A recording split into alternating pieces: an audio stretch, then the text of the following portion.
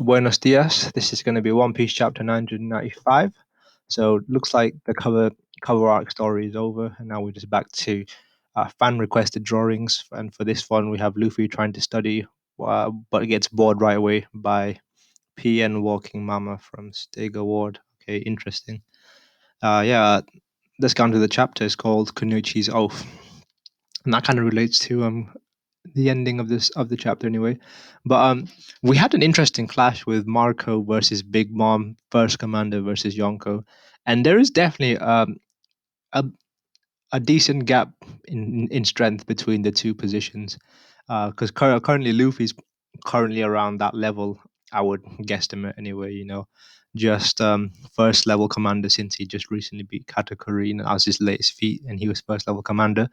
But he managed to put up a good fight until he just gets he gets grabbed by the neck by Big Mom, and he literally can't do anything. And Sparrow literally about to deal the finishing blow with his candy arrow coated in ornament haki. So yeah, it looks pretty nice actually. The way Oda shades the the way he shades the ornament, makes it look like pretty strong. But in this instance, I would say Marco completely lost against Sparrow and Big Mom in that instance. But luckily, or maybe it's plot armor, Marco Phoenix is saved by the two minks, and yeah, Sparrow, his eyes get slashed as well. That's kind of gruesome as well, the way his eyes get slashed anyway. But it looks like, yeah, he took some decent damage, and it's obviously Carrot and the other mink, I forgot her name, and I kind of predicted this would happen. That I kind of had a feeling that Carrot would want revenge against Sparrow because he was the reason, why the main reason, well, why Pedro had killed himself anyway. And it's kind of funny that Sparrow even references that anyway. Uh, the idiot blew himself up. You're taking out the wrong man, kind of thing, as he's writhing on the floor. And you must be Marco, friend of Cat Vipers. Yes, you should say that. And in this instance, Big Mom actually decides to just go away anyway. I don't have time for your personal squabbles. Don't bring up on this battlefield. You'll hash him out. Look, Marco, if you want to kill me, we'll have to do it another time. I'd have the soul weapon to spare on you right now. And yes, looks like Big Mom's dashing off to the main fight anyway. So Big Mom, she's a very big character as well. So like the fact that her entering the battlefield is going to change the tide of battle so much, like the momentum's going to swing, and just so many things are going to change. Like the situation will be different now that she's going to be joining the battle. And looks like Big Mom is going to, I mean, looks like Marco will be chasing Big Mom anyway. And so that's going to be interesting moving forward. And then we kind of switched to Zoro in the group. So yeah, I quite like that sequence, but it was kind of I felt like a bit of a plot armor sequence. The cliche save the last minute thing. But luckily Marco Phoenix managed to actually leave unscathed. So that's good anyway. And I'm looking forward to how this.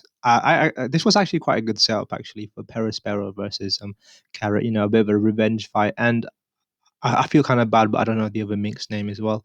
But one good thing is they're both in Sulong form as well, so that's going to give them a good, bit of an edge against Perospero.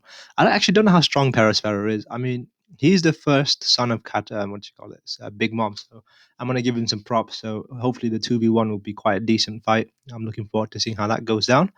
And we move on to the next scene. Obviously, it's still the whole goose chase for Apu. Everyone's pretty much after him. Both sides trying to save their comrades, stuff like that. So yeah, but it's very dire that we need that anyway, or else the numbers advantage that the what do you call it? The amount of number. The amount of troops that the Straw Hat crew currently have on their side is going to dwindle down quite quickly due to how quickly their virus will spread. And I do like how X Drake in this instance is teaming up with Zoro as well. And I found one quote kind of funny. I mean, it wasn't really funny, but the fact that X Drake says that I've always hated you was kind of funny as well. So that I don't know why I found that really funny, but it just was, that comment. Especially just the idea, because they're all in the same group, in it, the seven, I mean, the 12, the what you call it, the supernovas. So for them to like hate each other, it's kind of like sibling hatred in a sense. But I'm guessing this is real hatred.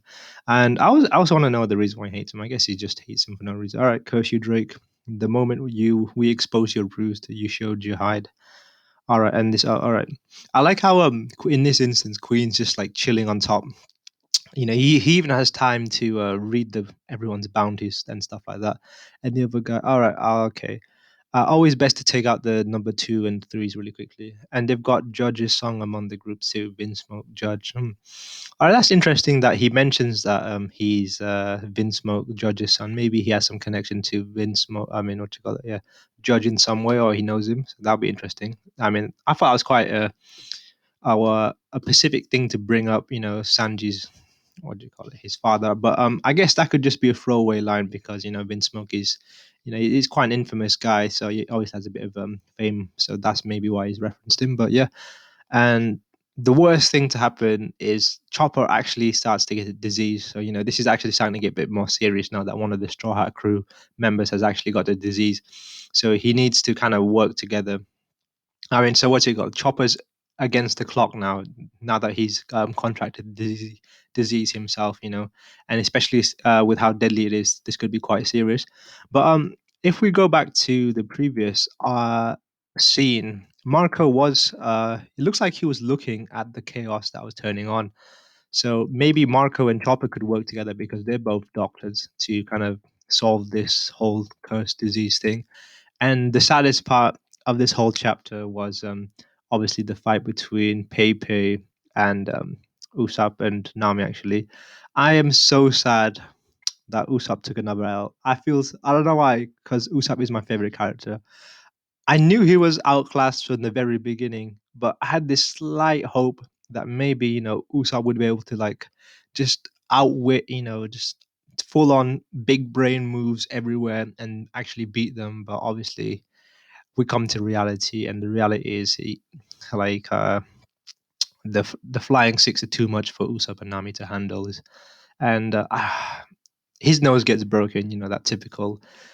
The way his nose gets broken is very reminiscent of Alabasta, and yeah, I feel like his nose gets broken a lot. But yeah, my favorite character, he took another L. I can't believe it.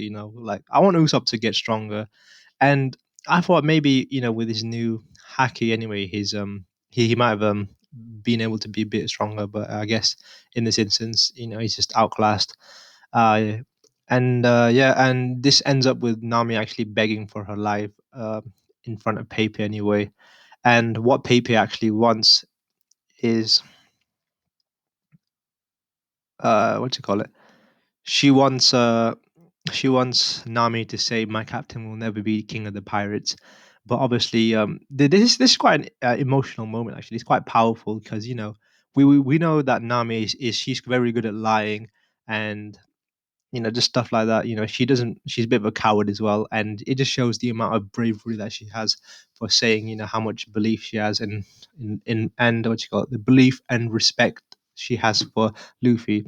So for her to show this courageous moment that she actually mentions that Luffy is the king of the pirates, I thought that was quite a powerful moment. Because it's just because it's so unlike Nami, and it just shows how much devotion she has to Luffy.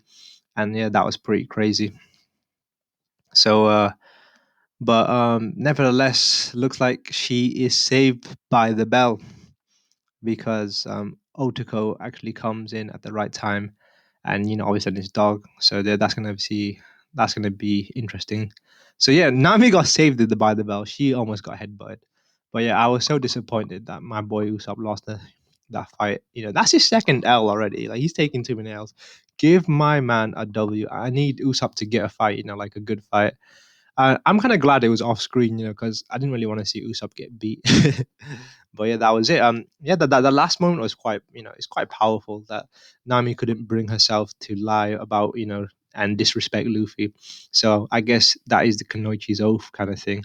So yeah, and Nami being the Kunoichi, that was quite interesting. Yeah, this chapter was really good actually. I especially enjoyed that final moment. It's very powerful to speak anyway. But yeah. I'm so sad. My boy Usopp took an L. He took an L, man. I'm sad. But yeah, that was all for me. Bye.